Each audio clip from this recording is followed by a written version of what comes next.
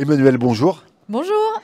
Alors, on va faire connaissance avec vous et puis avec votre association qui s'appelle Comme si tout. Alors, c'est quoi Comme si tout?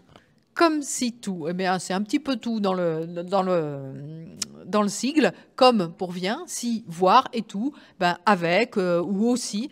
Eh bien, c'est une association qui propose des balades interactives pour toutes les personnes qui ne peuvent plus se déplacer de façon temporaire ou définitive. Comment c'est Comment fonctionne une interactivité dans cette balade? Eh bien, je suis en train de filmer avec ma caméra et je discute avec les personnes. C'est un live où on peut discuter. Vous travaillez avec des EHPAD, c'est ça? Je travaille avec des EHPAD, des résidences autonomie, des accueils de jour, et puis toutes des structures, comme par exemple, on peut imaginer l'hôpital ou des centres pour personnes handicapées. Comment faites-vous pour diffuser vos lives? Comment faites-vous pour les réserver peut-être à une EHPAD en particulier? Alors, l'EHPAD, je le contacte déjà pour l'avertir des futures balades, des futurs endroits où je suis. Donc, il va réserver une date et la plateforme sur laquelle c'est rediffusé en direct. On est vraiment en direct. Il n'y aura pas elles ne sont gardées nulle part. C'est vraiment du live. Eh bien, c'est soit par GoPro, soit alors pour une plateforme qui est beaucoup plus performante, c'est Twitch, puisqu'elle a beaucoup plus d'abonnés, ça fait plus longtemps qu'elle existe, et avec Twitch, on a beaucoup moins de soucis qu'avec GoPro. Mais certains établissements sont freinés parce qu'ils n'ont pas les autorisations informatiques. Vous pensez bien qu'ils ont le temps de jouer sur Twitch quand ils s'occupent des personnes âgées ou des personnes malades. Voilà. Mais bon, généralement, ça se passe très bien. Il y a de rares fois, c'est le direct aussi, où on a des bugs. Dans ce cas-là, on s'excuse et puis on refait la balade à un autre moment ou une autre balade. Donc, ça s'adresse à des personnes donc du troisième âge et comme vous le disiez, aux personnes qui sont hospitalisées, juste à ce public, pas des publics qui sont isolés, on pense aux personnes seules. Alors, il y a un projet sur Saint-Étienne qui voudrait englober les bénévoles et les personnes isolées qu'elles vont voir. J'ai obtenu de la mairie une aide, une subvention qui permettrait donc d'offrir des balades dans un EHPAD auquel viendraient de se greffer de la même façon, parce qu'en fait, une fois qu'on est connecté sur le live, on peut être plusieurs. Moi, je prends qu'un EHPAD à chaque fois pour avoir justement l'interactivité, mais il pourrait y avoir des personnes isolées qui viennent se greffer à la balade. Comment est né le projet? Alors, le projet est né pendant le Covid, pendant le deuxième confinement. Je ne sais pas si vous vous rappelez qu'on avait le droit à 1 heure et 1 kilomètre. Donc, pour moi qui suis une grande coureuse, une grande marcheuse, c'était difficile. Mais bon, j'étais pas dans le pire des cas. J'ai une amie qui était hospitalisée et pour une grave maladie. Donc, je suis sortie un jour avec mon téléphone et puis je lui dis, tiens, voilà, regarde où je suis. Est-ce que tu veux aller à droite, à gauche? Moi, j'étais en Normandie à cette époque-là.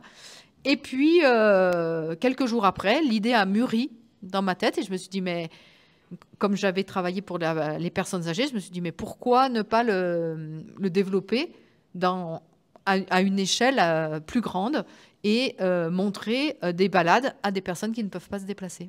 Et comme ça, l'idée est née. Donc ensuite, j'ai été demander de l'aide pour voir comment on pouvait imaginer le projet, si on faisait une association, pas une association, voir le matériel, parce que moi, je connaissais rien. Donc voir si on pouvait, s'il y avait des choses qui existaient, si ça existait, ça n'existait pas. Et puis, au bout d'1 an, je me suis lancée. J'ai créé l'association.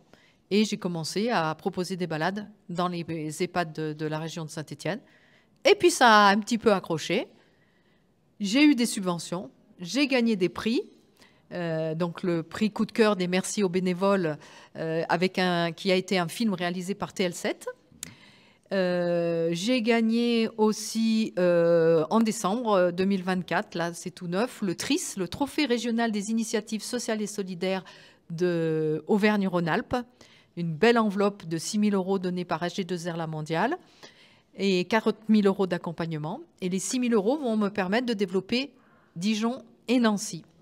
Alors, comment je vais pouvoir être et à Dijon et à Nancy? Eh bien non, je n'ai pas le don d'ubiquité. Par contre, l'association a eu l'idée d'embaucher des jeunes étudiants. On les équipe en entier, donc tablette pour les connexions. Voilà, caméra. donc c'est la question. Donc le matériel, c'est une GoPro. On peut citer la marque, une GoPro. Et puis il y a un moyen donc, de pouvoir émettre. Donc c'est tablette ou téléphone, c'est ça. Alors, il y a la GoPro pour la vidéo qui est retransmise soit sur la plateforme de GoPro, sur la plateforme Twitch. Il y a un casque à conduction osseuse, je ne sais pas si vous le voyez là, qui me permet d'entendre les gens et eux, ils ne sont pas impactés par l'extérieur, donc eux n'entendent pas, ce qui est pour les personnes âgées bien, c'est moins fatigant. Puis moi, j'entends la route aussi, ça m'évite de me faire écraser. Une tablette pour effectivement une autre connexion et un deuxième cerveau, parce que sur nos tablettes, on a quand même beaucoup d'informations. Nos balades ne sont pas juste on regarde et puis on ne sait pas trop quoi dire. On a des éléments pour poser des questions aux gens, pour les faire interagir et pour apporter des petites choses rigolotes sur l'endroit où on va passer. Donc l'étudiant est complètement équipé. Il s'occupe juste de faire la balade. Il donne ses disponibilités. Par exemple, je ne sais pas, le jeudi après-midi, il est libre.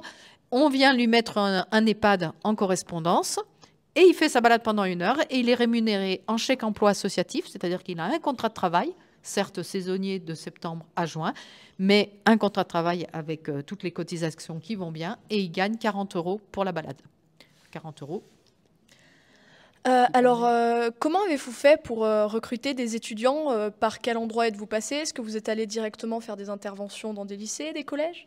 Eh bien, justement, c'est ça la difficulté et pour l'instant le problème qu'on rencontre.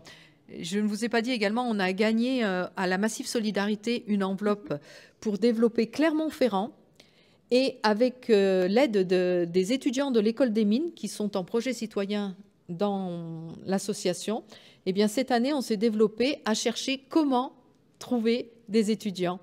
Alors les premiers étudiants trouvés à Dijon, c'était facile, c'était ma fille, donc là ça va très bien. Pour Nancy, j'ai également 2 étudiantes. Eh bien, c'était des amis de ma fille.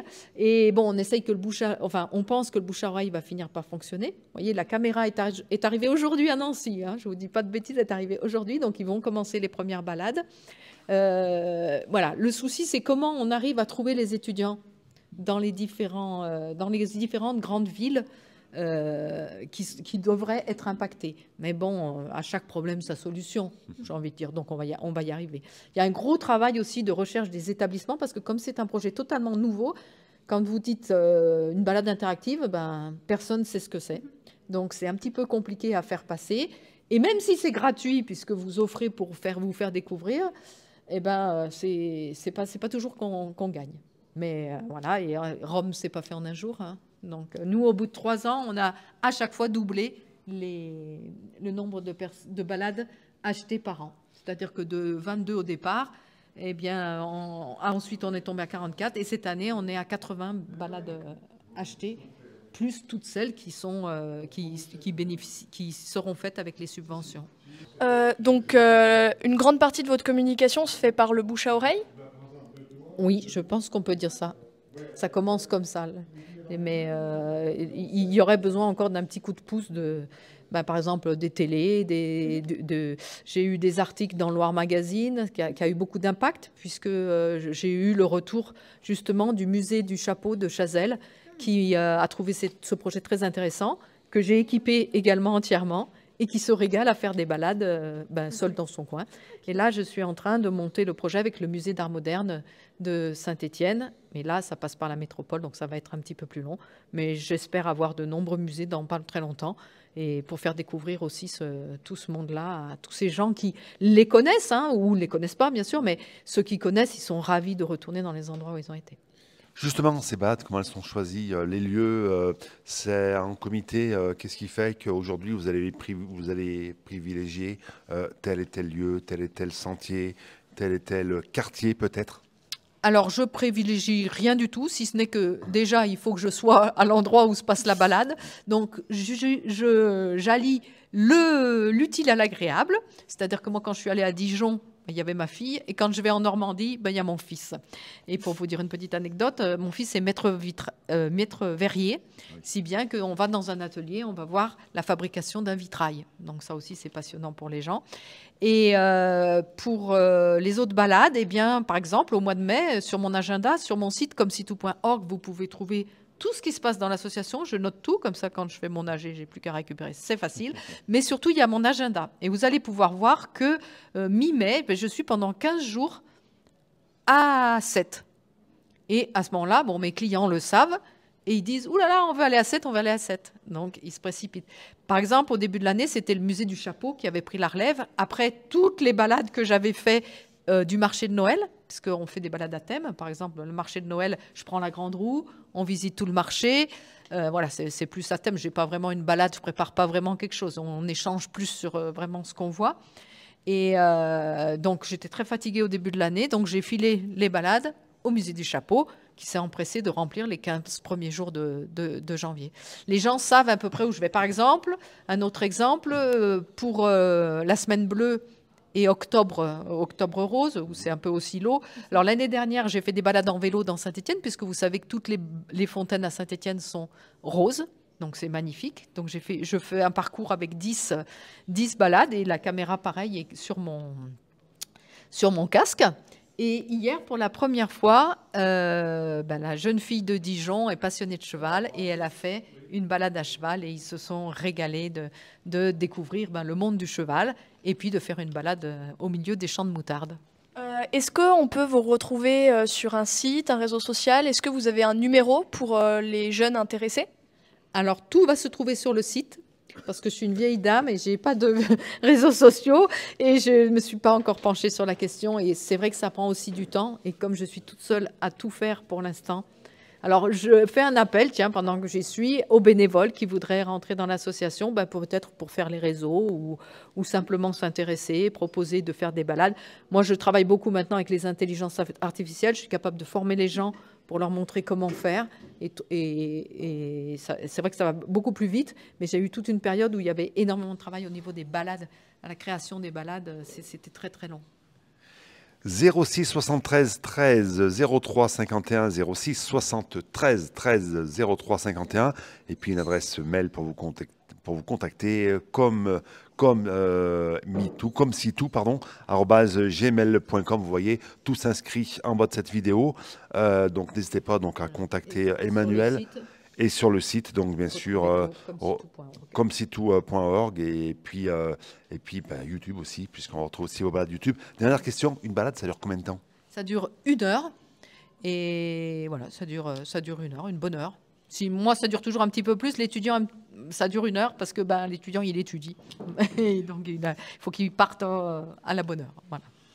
Voilà, donc vous aimez la vidéo, vous voulez faire découvrir des endroits magnifiques, n'hésitez pas donc à contacter Emmanuel. Et puis nous, on va continuer à vous suivre. Merci beaucoup, Emmanuel. Merci beaucoup. Bon revoir. Merci beaucoup.